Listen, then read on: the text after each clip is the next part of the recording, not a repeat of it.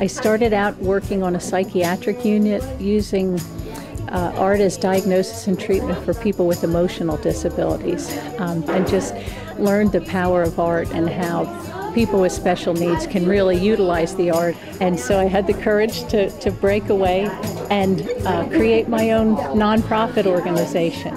What colors are in the ocean? What colors do you think?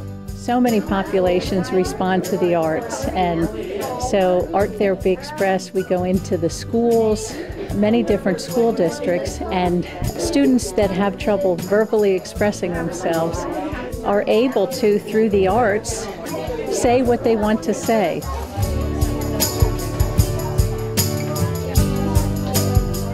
You want another color?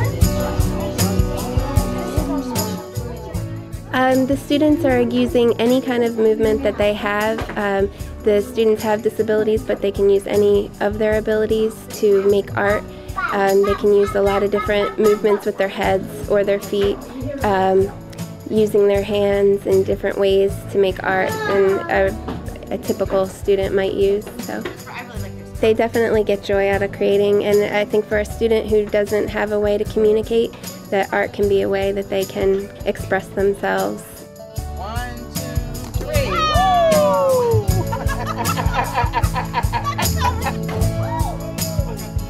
When our kids utilize some of the different adaptive materials, whether it was being in a swing and they're moving their legs, or they're moving their arms and using an adaptive piece of equipment, just those movements were priceless for our kids. So the more we can get the kids to utilize their bodies, and more we can see that they know the connection between both, that has been a real joy of the program. Art has one way of putting the internal out on paper, and we all get to support and celebrate their successes. Everybody learns differently, everybody works differently, and in the end everybody can do it, and you just watch them work, the kids work together, and it's just really, it's very special. They are different people for having done this and for having this friendship. I really think they've changed, and I feel like we've changed too, just by having the opportunity, and just acceptance and appreciation of all people. What's your favorite brush to use? The big brush, the little brush, or the sponge? You want to use the sponge? Nothing like this exists that I know of in even the tri-state area.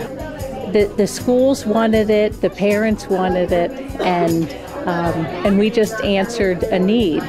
And I think what you see here is the joy that happens when you bring together students with and without disabilities.